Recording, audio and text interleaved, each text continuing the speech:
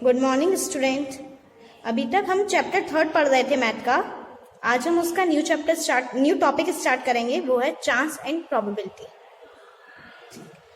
Chance क्या होता है और प्रोबेबिलिटी क्या होती है, आज हम इसी चीज को समझेंगे।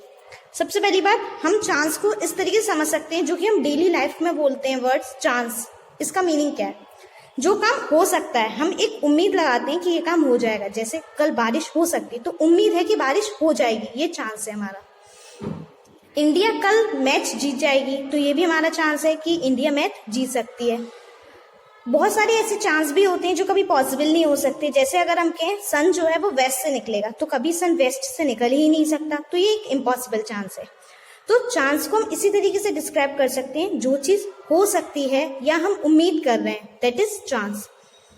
और प्रोबेबिलिटी कोई भी काम होने की कितनी % पॉसिबिलिटी है कि वो काम हो सकता है, उसको हम प्रोबेबिलिटी कहेंगे। चांस को हम कुछ एग्जाम्पल से भी देखते हैं जो बुक में दिए हुए हैं। जैसे the sun coming up from west, sun west से निकलेगा, तो ऐसा कभी हो ही नहीं सकता, तो ये एक इम्पॉसिबल चीज है। Next, a ant growing to 3 metre height, एक चींटी ने 3 मीटर की ऊंचाई चढ़ी, तो एक चींटी कभी 3 मीटर की ऊंचाई चढ़ ही नहीं सकती, ये भी एक इम्पॉसिबल है। If you take a cube of larger volume, अगर आप एक बड़ा क्यूब लेंगे जिसका वॉल्यूम ज्यादा है, तो उसकी साइड ऑलवेज बढ़ जाएगी, ये एक पॉसिबल चांस है। क्योंकि हमें पता है, अगर हमने एक छोटा क्यूब लिया है और उसके बाद एक बड़ा क्यूब लिया है, तो छोटे क्यूब से बड़े क्यूब का वॉल्यूम ज्यादा है, तो उसकी साइड्स की लेंथ भी ज्यादा होगी।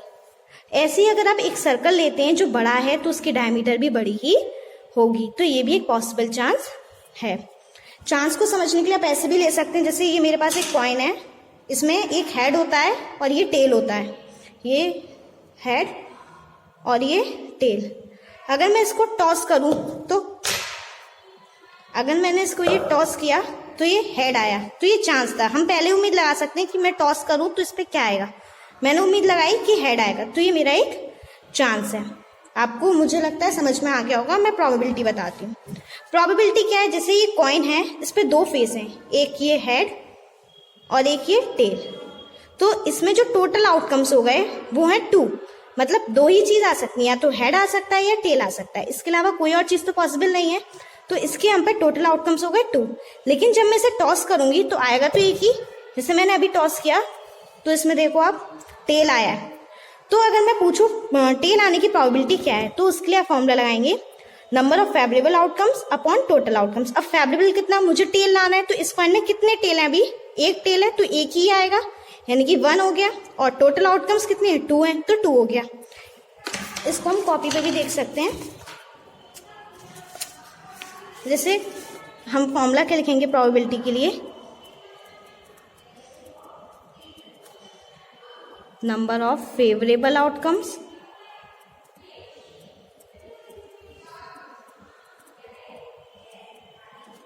Upon number of total outcomes.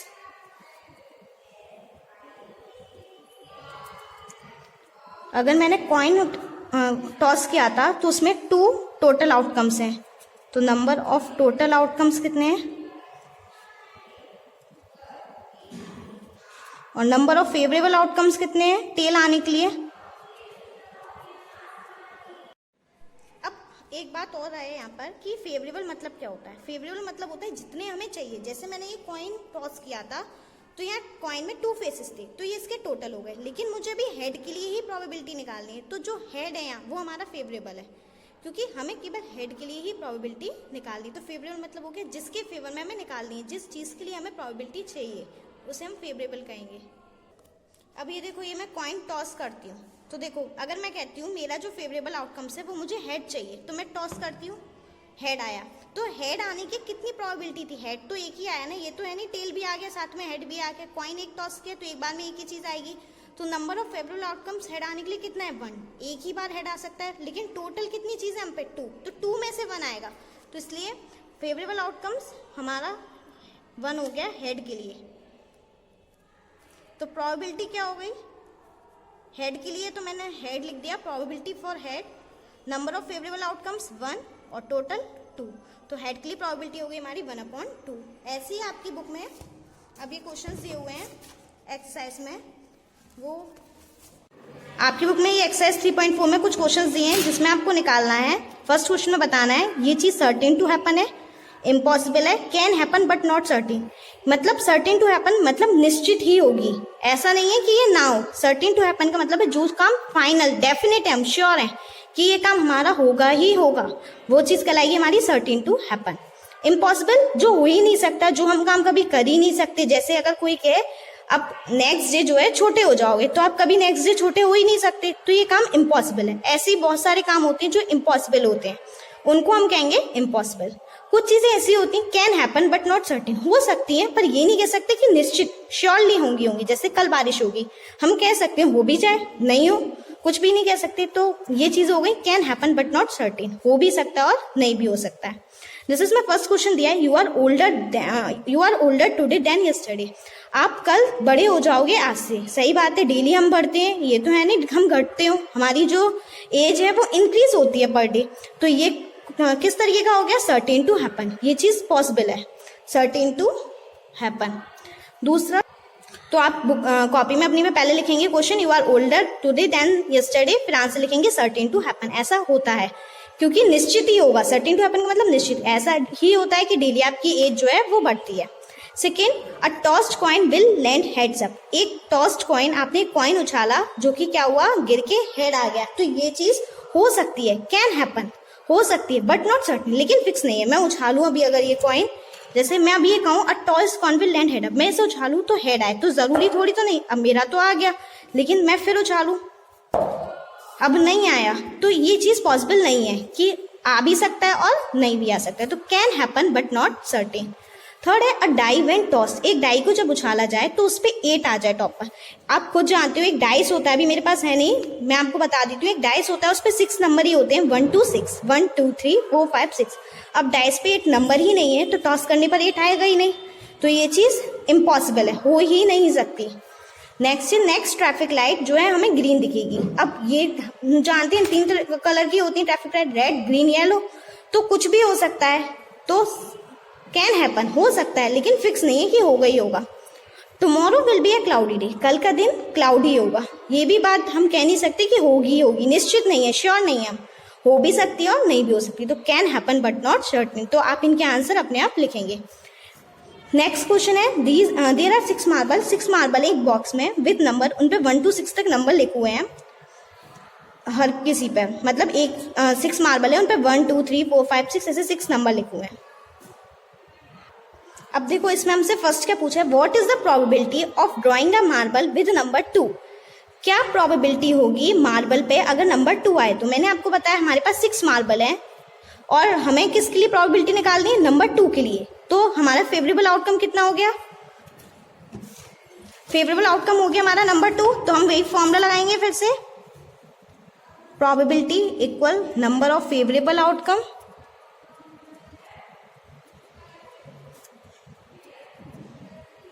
Upon number of total outcome. अब देखो हमारा फेवरेबल कितना था, हमें नंबर 2 लाना था, अब नंबर 2 एक ही बार आएगा उस पे, तो नंबर ऑफ फेवरेबल हमारे 1 हो गए, और टोटल कितने मार्बल्स थे हम पे 6 थे, तो टोटल नंबर हमारे पास कितने हो गए 6। तो ये प्रोबेबिलिटी हो गई हमारी 1/6। यहाँ 1 इसलिए आया क्योंकि ये नंबर हमारे जो फेवरेबल था वो 2 था, और 2 नंबर का एक ही मार्बल था हमारे पास, तो एक ही मार्बल चाहिए हमें जो कि 2 नंबर का है, तो इसलिए नंबर ऑफ फेवरेबल 1 और टोटल 6। सेम ऐसा ही सेकेंड है, वो आप लोग अपने आप करेंगे। नेक्स्ट है coin is flip to decide. एक कॉइन को हमें फ्लिप करना है डिसाइड करने के लिए, which team start the game, कौन सी टीम गेम स्टार्ट करेगी। अब कॉइन इज फ्लिप किया गया डिसाइड करने के लिए, which team start the game, कौन सी टीम गेम जीतेगी या स्टार्ट करेगी। तो देखो आप जो स्टार्ट करने के लिए आप टीवी पे भी देखते हो, क्रिकेट आता है, फुटबॉल आता है, तो कोई भी चीज स्टार्ट होने के लिए कॉइन टॉस किया जाता है और दोनों टीम डिसाइड करती है उन्हें क्या लेना है, उसके बाद जो आता है उसके बेसिस पे उसको फर्स्ट चांसेस मिलता है। अब यहाँ भी पूछा है व्हाट इज द प्रोबेबिलिटी, क्या प्रोबेबिलिटी होगी कि योर टीम विल स्टार्ट। जैसे एक मेरी टीम है और एक किसी और की टीम है, मैं बोलती हूँ मुझे हेड चाहिए, तो अब वो टॉयस कौन को टॉस किया जाएगा, अगर हेड आएगा तो मुझे जीतने का मौका, मतलब पहले खेलने का मौका मिलेगा, अगर टेल आया तो किसी और को खेलने का मौका मिलेगा। तो अगर मैं इसे टॉस करूँ तो अगर हेड आने की, मुझे हेड चाहिए, एक ही चीज मांग सकती हूँ, मैं टेल भी मांग सकती हूँ या हेड भी मांग सकती हूँ। अगर मैंने हेड माना है तो मेरे लिए प्रोबेबिलिटी क्या है, तो नंबर ऑफ फेवरेबल कितना हुआ 1 और टोटल कितना हुआ 2, क्योंकि 2 है। मैं हेड मांग रही हूँ तो नंबर ऑफ फेवरेबल मेरे लिए 1 है और टोटल देखें तो वो कितना है 2 है। तो ये हो गई हमारी प्रोबेबिलिटी। तो इसके लिए प्रोबेबिलिटी क्या होगी कि मेरी टीम ही स्टार्ट करे 1/2। आपकी टीम के लिए भी क्या होगी 1/2 ही होगी, क्योंकि इसमें 2 ही फेस हैं। अगर एक जना हेड लेगा तो दूसरा टेल ही लेगा, क्योंकि कोई और ऑप्शन नहीं है। तो हम इसको इसी तरीके से करेंगे। तो इसकी प्रोबेबिलिटी क्या होगी 1/2। अब ये काम आप अपनी कॉपी पे खुद करेंगे। अब आज ही आपकी एक्सरसाइज 3.4 कंप्लीट हो गई और इसके साथ हमारा ये चैप्टर भी कंप्लीट हो गया। तो आपको ये 3.4 एक्सरसाइज जैसे जैसे मैंने आपको बताई है, पहले क्वेश्चन नोट करके फिर आंसर आपको कॉपी पे करने हैं। और ये फॉर्मूला जो है प्रोबेबिलिटी का जो मैंने बताया था, ये भी आपको इसी तरीके से लिखना है और फिर उसके बाद आंसर लिखना है। अब हम नेक्स्ट क्लास में मिलेंगे। जब तक के लिए बाय।